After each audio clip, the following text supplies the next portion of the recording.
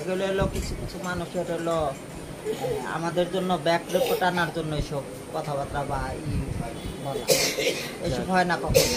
যাই হোক, আপনার আমাদের দ্বিতীয় লিঙ্গের ইসরায়েলের সর্দার সুমি আপু টিকটক ভিডিও বানায় এবং তার টিকটক ভিডিওগুলো খুব পপুলার হয়। সুমি আপুকে দেখতে পাচ্ছেন। সুমি আপু কতদিন ধরে টিকটক ভিডিও বানাচ্ছেন? হ্যাঁ, সুমি আপু 15 দিন ধরে টিকটক ভিডিও বানাচ্ছে। টিকটকে সবাই যখন টিকটক ভিডিও বানায় তখন সুমি আপু পিছিয়ে নেই, সেও বানাচ্ছে এবং দর্শক টিকটক ভিডিও যারা দেখেন তার ভিডিওগুলো খুব পছন্দ করে।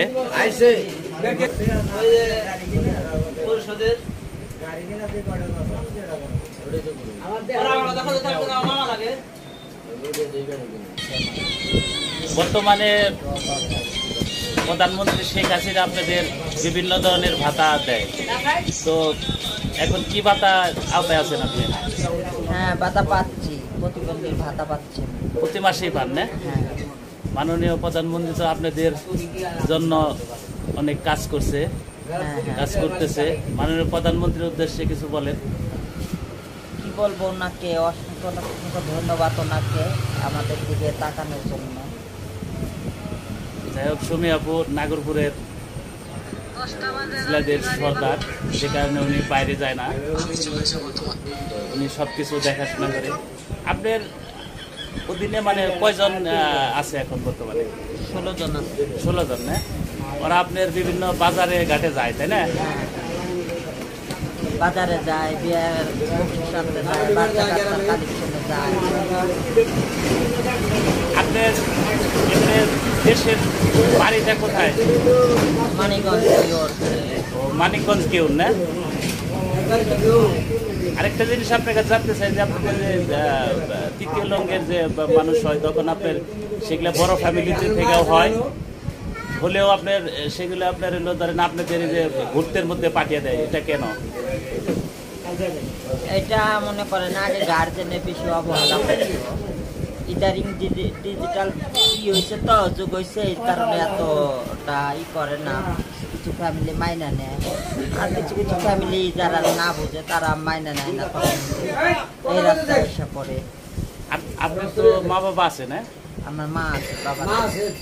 এখন কি আপনার মার সাথে দেখা করতে যান? হ্যাঁ হ্যাঁ, যান না? গেলে আপনার মা আপনাকে করে না, আপনার থাকার কথা বলে না? হ্যাঁ বলে।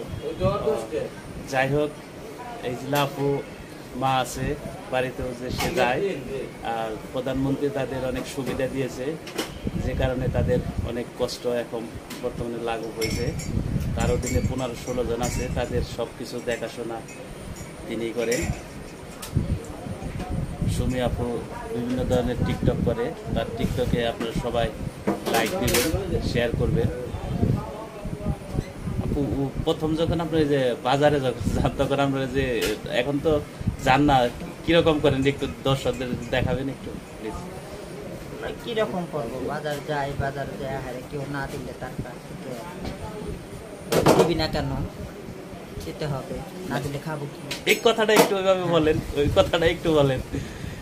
তারপরে যে ছোট বাচ্চাদের যখন আপনারা করতে যান, বাচ্চা হইলে তখন তাদের কুলে নিয়ে অনেক নাচ গান করেন না? হ্যাঁ হ্যাঁ, আনন্দ না করলে কি লোকে টাকা দেয়? আনন্দ করলে তো তারা খুশি হয়ে বসে। সুমি আপুরা যখন ছোট বাচ্চা হয় তাদের সেই বাসায় যায়, যে বাচ্চা কুলে নিয়ে আনন্দ করে। আবার অনেক জায়গায় শোনা যায় যে আপনার বাচ্চাগুলো আপনার কুলে লাস্তে লাস্তে আপনার হয়ে যায়, মরে যায়, এরকম এগুলা করে না? না না, এগুলো হলো কিছু কিছু মানুষের হলো আমাদের জন্য ব্যাকড্রপ টানার জন্য এসব কথাবার্তা বা বলা, এসব হয় না কখনো। যাই হোক, আপনার শুনতে পারলেন সুমি আপুর কাছে যে এরকম হয় না, আসলে এগুলা গুজব। এরা কষ্ট করেই বাবা মার কাছ থেকে যখন তৃতীয় লিঙ্গের শিশু জন্ম নেয় তখনই তারা বাপ মার কাছ থেকে পৃথক হয়। তারা অনেক কষ্ট করে সংগ্রাম করে চলে। তাদের সেরকম কোনো চাকরি টাকরির ব্যবস্থা না থাকায় তারা মানুষের কাছ থেকেই হাটবাজারে ঘুরে তাদের জীবন জীবিকা নির্বাহ করে। তাই তাদের সাথে সবসময় ভালো ব্যবহার করবেন। আর সুমি আপুর সাথে এখানে কথা বলে বুঝতে পারছি উনি অনেক ভালো এবং সাদা মনের, সুন্দরভাবে কথা বলল। এরকম সুমি আপুরা ভালো ফ্যামিলিতেই জন্মগ্রহণ করে, কিন্তু একবার নিম্ন পরিহাসে যখন তৃতীয় লিঙ্গের হয়ে জন্মগ্রহণ করে তখন বাড়ির থেকে তাদের যে বসতি, ইসলাদের বসতি, সেখানেই তাদের পাঠিয়ে দেয়।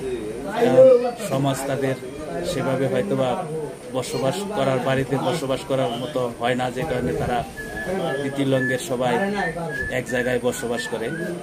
আসলে সুমি আপু অনেক হাসি খুশি। যাই হোক, এখন আপনাদের ওনার বিভিন্ন রকম কথা শুনলেন, এই কারণে একটা কথাই বলবো, তাদের সাথে সবসময় ভালো আচরণ করবেন। সুমি আপু আর কিছু বলবেন? না, সব আসসালামু আলাইকুম। সুমি আপু সবাইকে সালাম দিল, সবাই সালামের অ্যান্সার নেবেন।